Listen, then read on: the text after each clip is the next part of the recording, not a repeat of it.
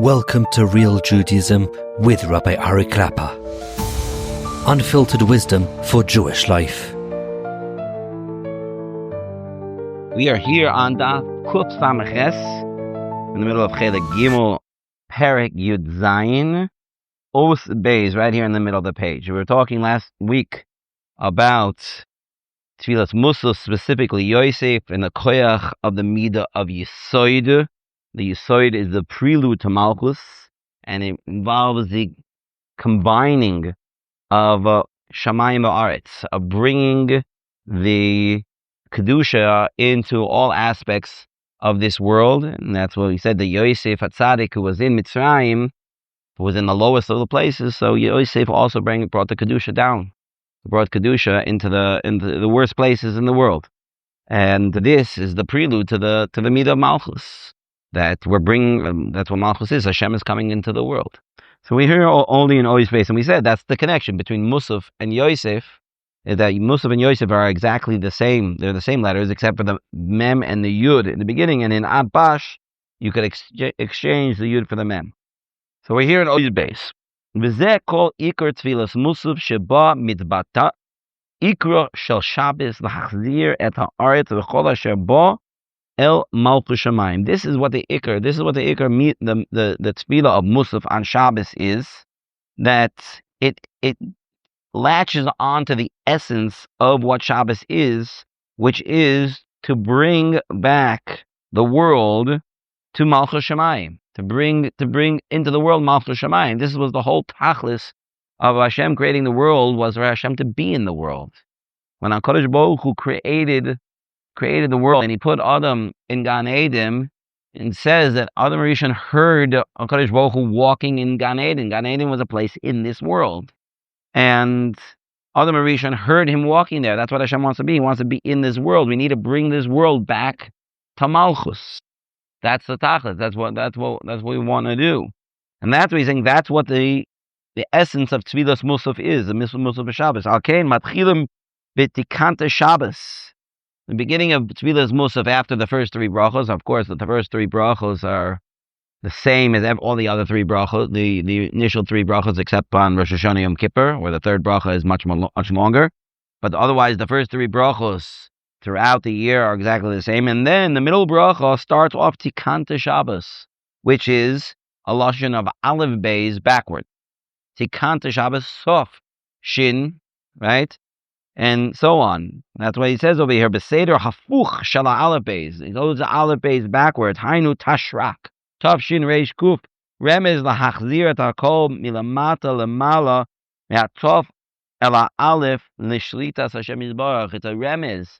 It's a hint to the fact that we are trying to bring back all the things here that are in this world. Bring it back to Hashem.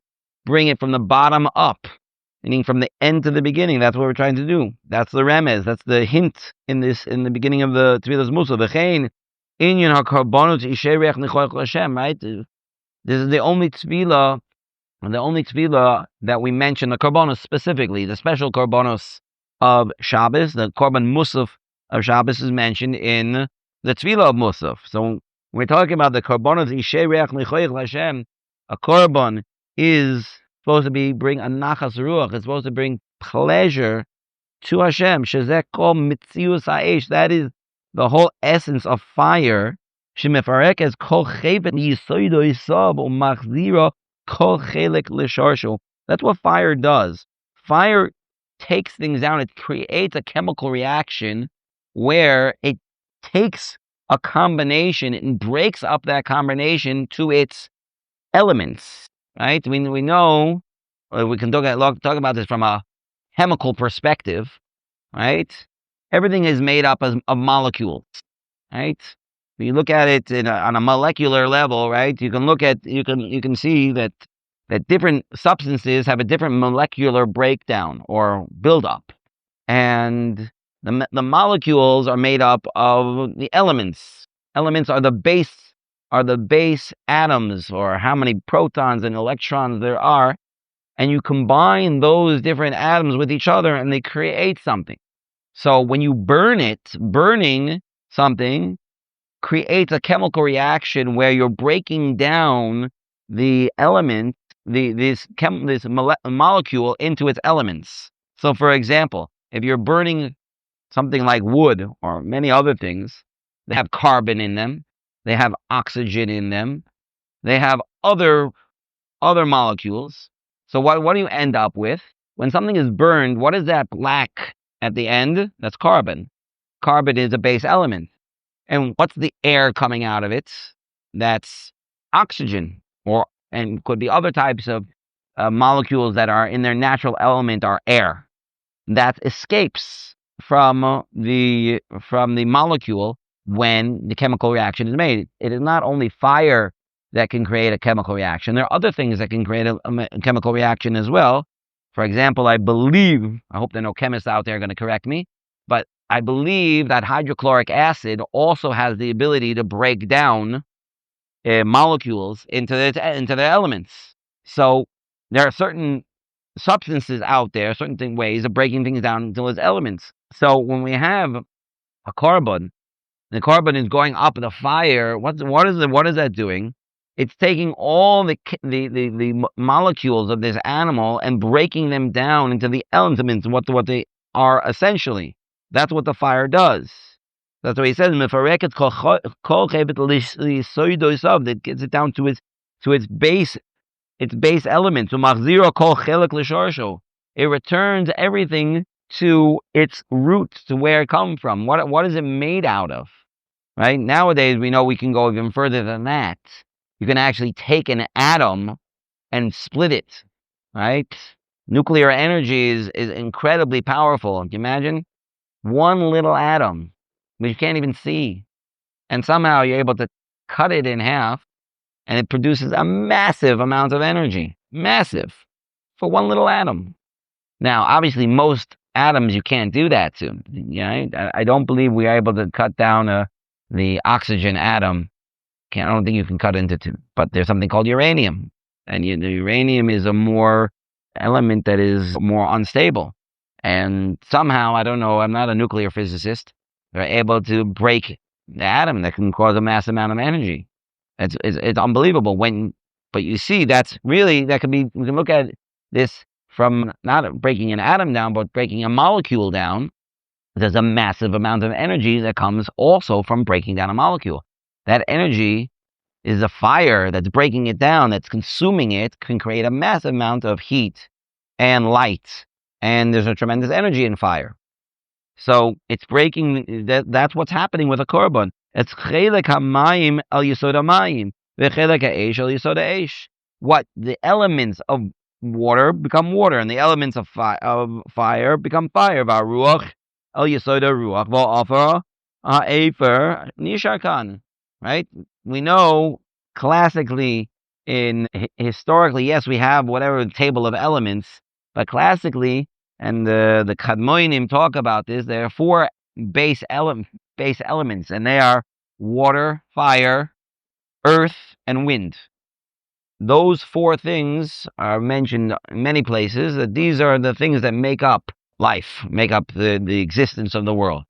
Again, we're not talking necessarily from a chemical perspective, but maybe more from a spiritual perspective, that everything in the world has one of these bases. I actually just saw recently, I forgot in the name of who, but they say that a Jew is compared to a fire, and Goyim are compared to water. And what the nafkaminas of those things are. Well, what do you mean? Isn't the Torah compared to water? Yes, in certain aspects it's like this, in certain aspects it's like that. So we're not going to talk about every single one, but there's a certain base of each thing, and this is what they are. The idea of fire is that fire always goes up. It's very interesting. Everything in the world generally goes down, right? Gravity pulls things down. That's what materialism is. That's what gashmiyus is. Gashmiyus is heavy. It's heavy. What's the most, in Chazal, what's the most gashmi organ in the body? The kaved, the liver. Why is the liver called the kaved? The liver is like the filter, the body's filter. It cleans up all the junk that's in the bloodstream, right? So that's what it deals with. It deals with the physicality of the world, and that's why it's the kaved. That's what the liver is. Kaved is also means heavy. That's what it means. Gashmiyus is heavy. Ruchnius is not heavy. Ruchnius is light. So it tries to go up. The fire always trying to go up. Everything in the world gets pulled down. Fire goes up. Oh, there's certain elements that are going up also. The only elements that are really trying to go up, the ones that are lighter than air, like perhaps hydrogen and helium and these types of things, which are lighter than air. But obviously these are things that we don't really have. I mean, they're in the world and we can grab onto them. But for the most part, we don't deal with hydrogen and helium unless you're in the business of those things. Lamaisa, that's the way it is. Fire goes up. It's probably the only thing that we use that is something that naturally always goes up, that we use on a consistent basis, and everything else goes down. Fire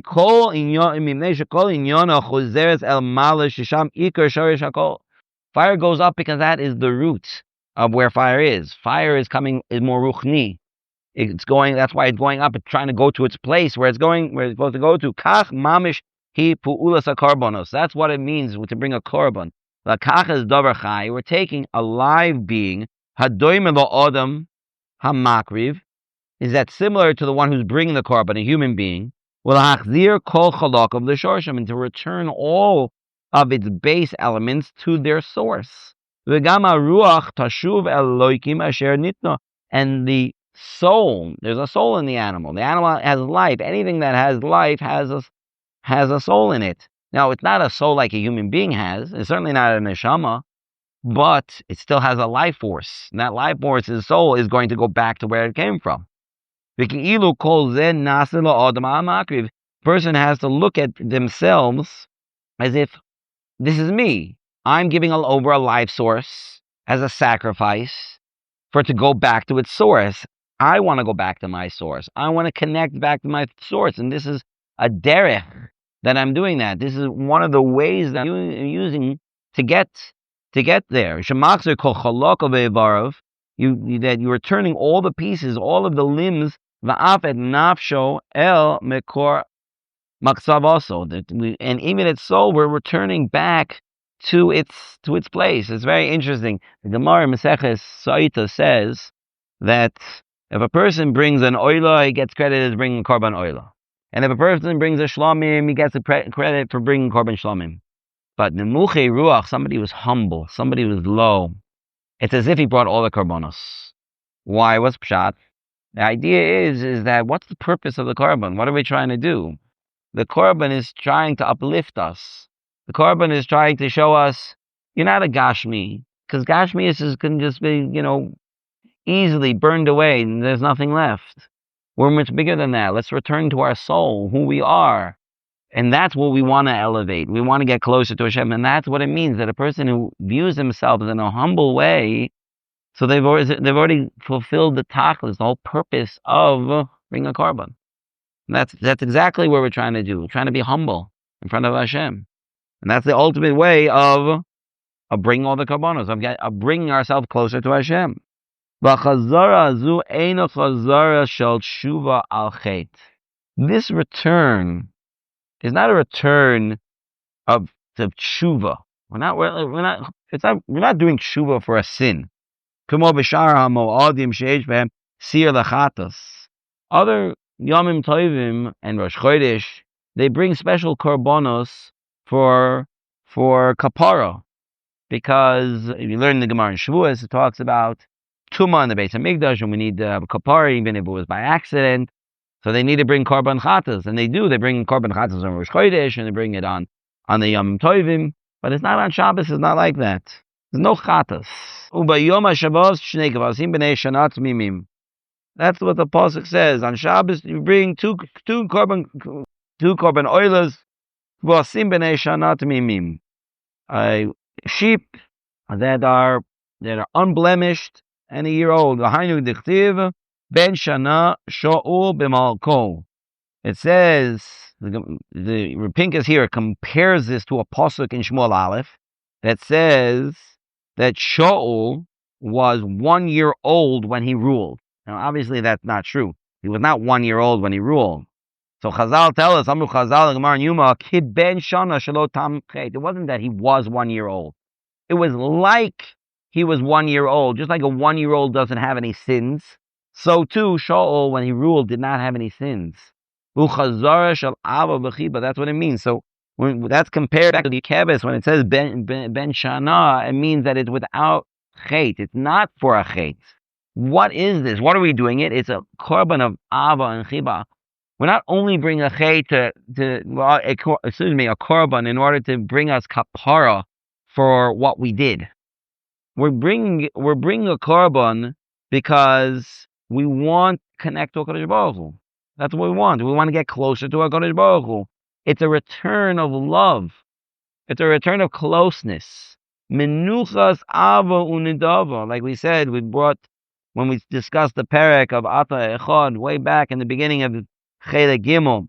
That's what Shabbos is. It's a menucha of love, of desire to connect, of giving. Kumoshi Idbar Inyan a menucha shebitol gashmiyus v'chazar l'sharis. When we discuss what menucha was, also in the beginning of Chelek Gimel, we discussed that menucha means we're connecting back to our life source. And that's what we're doing. That's what the Korban is doing as well. It's connecting back to the life source because of love, because we want to connect to HaKadosh Baruch Hu. Menuchas emes ve'emuna, shalom v'shalva, hashket v'betach. This is not because, Hashem, please, we need you to forgive us. It's because we want to have that connection to Hashem. Right? And people look at korbanos, I don't know why, but, it's a little bit out of date, right? Halavai, we should be able to bring korbanos and get that elevation, what it means to bring a korban. Opportunities that we have no idea. This world has become so gashmi. It's become so lacking of spirituality. We don't understand that we can use the gashmiyus to elevate our spirituality. And we don't realize that there's so many things that look like they're barbaric. They look like they're, what are you, a caveman, right? Don't you realize we're in 2025? We're more sophisticated than they were back then, those barbarians. Maybe about most of the world you can say that. But about the Torah, about the way of Hashem and the Beis HaMikdash, oy vey, we are so far today from what really the way it should be. Because bringing a korban can bring closeness to a HaKadosh Baruch.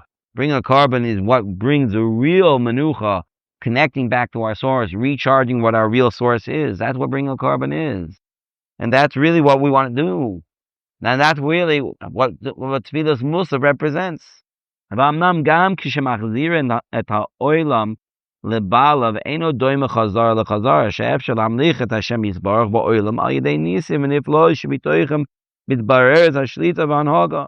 we're talking about returning the world back to its proper ownership, meaning that we're trying to connect back to Hashem, that every type of returning is not exactly the same.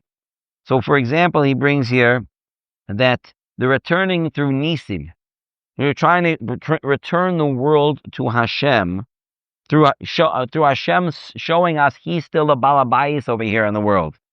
And through that, we can see His shlita in the world, Does that work all the time? It doesn't. Just now, we had unbelievable nisim, right? The 12-day war. Unbelievable nisim. How many hundreds, if not thousands, of rockets? I don't even know the exact number that Iran shot in those days. How many rockets did they, or in drones? Probably numbers in over 1,000. And if every one of them, or even if 50% of them, would have hit a mark, it could have been complete devastation. It could have been an unbelievable amount of death and destruction. Now there was, but not even anywhere close. And in the previous attacks, barely anything. These are unbelievable nisim that HaKadosh Baruch Hu did, and the whole world saw it. The whole world saw that HaKadosh Baruch Hu was taking care of Klal Yisrael. How many Balei Tshuva came from that? Did the whole world change their mind and say, oh my gosh, the Jewish people are right. Look, God is with the Jewish people. Did anybody say that? Did people say that? I haven't heard too much about it. It certainly wasn't Mefursum. Listen, I'm not on WhatsApp and on all these things. Maybe they're talking about it there. I don't know. right? But I haven't heard about it too much. Even though the nisim are unbelievable, really, I'm sure the stories will come out more and more and more about what the nisim that happened in this tekufa. This tekufa is still fresh. So a little bit at a time, the stories of miracles will come out, just like all the stories of miracles from the last few years. But does it change people's perspective? No, it doesn't. It doesn't change their perspective. It doesn't say, are the Jewish people right? No. You can look back at when Klal Yisrael were coming into Eretz Yisrael. This is mamish the clearest thing. Klal Yisrael is coming into Eretz Yisrael. The nisim that happened in Mitzrayim, everybody in the world knew about. Certainly in Canaan, they knew about it. Pasuk in Az Yashir talks about how the nations trembled. They knew exactly who they were going to facing. Right? Canaan and Moab and Amalek, they all knew. They knew exactly who the Jewish people were. They knew about Moshe Rabbeinu. Right? In this week's parsha, Balak says to Bilam, what am I supposed to do? They have a leader, Moshe Rabbeinu. I need somebody who can fight him on his level. That's why I need you to come. They knew who Moshe Rabbeinu was. They say he grew up in Midian. Let's go check out Midian. Let's find out. What can we do to beat him? What can we do to beat him? Why don't you try to join them? Right? There's a famous saying goes, you can't beat them, join them. Right? Why not? You see they're the winning team. Why are you sacrificing yourself? And the most clearest one is that Klal Yisrael is entering into Eretz Yisrael to conquer the land. Now, there was one nation, the Girgashi, who got up and left. Yeah? You can call that smart. Maybe it would have been better if they would have made peace. There was actually the Givanim fooled Yoshua ben Nun into making peace with them. And what about all the other nations? They were terrified. But they still didn't give in. It says that Rochov, when the two spies came to Yericho, Rochov said, we are trembling. We are so scared. But are you doing anything about it? No. You can have all the incredible miracles. Does it really do anything? Does it change people? So on the one hand, we can say, yes, through the miracles, you can show Hashem Shlita of the world. But I don't know how long in the history of the world that really hasn't really done it for people. And it hasn't. Or maybe another different way. A different way that Hashem can show his Shlita, his running of the world. Aval miyuchad hi Shabbos kodesh. But Shabbos is different. Shabbos returns the world to the oneness of HaKadosh Baruch Hu. And we spent so much time in Chelik Beis showing how that's what Shabbos represents and how we have to spend our time on Shabbos to make that real by us. Shal yedei chidush ha'olam midbar ha'ein oid milvadom.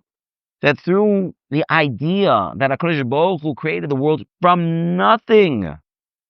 That's how we know that Hashem is ein od milvadom, that there is no one but Hashem. We're working on this emunah on Shabbos. We should be every week thinking about, wow, HaKadosh Baruch Hu created the world. Today's the seventh day. He created it from nothing. That means he has the all power in everything. And that, at least in our own minds, should reveal HaKadosh Baruch Hu. Halavai, we should be able to do that. And every person can. Think about it. Coming to shul, I try to do it when I'm walking to shul on Shabbos. Wow, it's Shabbos. Do you know what that means? It means Hashem came here. Hashem came into the world, just like he did on the first Shabbos. Every Shabbos, Hashem comes into the world. Hashem created the world. It's the seventh day. Hashem created the world from nothing. Try to be mechazik that idea of emunah every Shabbos. We should try. By Chulu, we're standing up and saying, Hashem, you created the world. We should think about what we're saying. Try to put it into our hearts. And now, through Shabbos, we can bring that togetherness, that oneness between Shamayim and Aretz together. Until the world and everything in it is quiet and is bottle. Now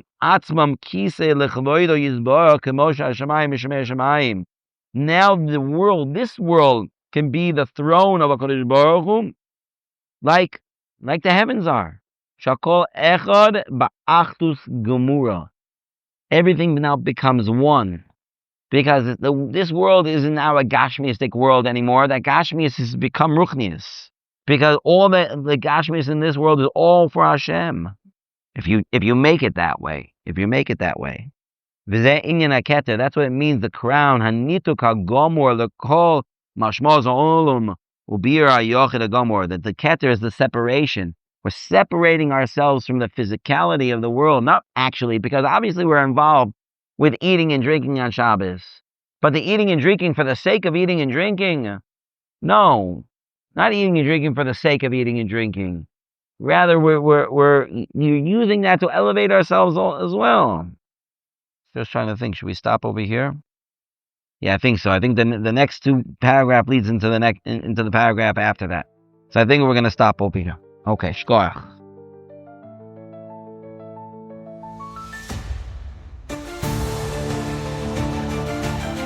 Thank you for joining Real Judaism, where we explore Torah's wisdom for real life.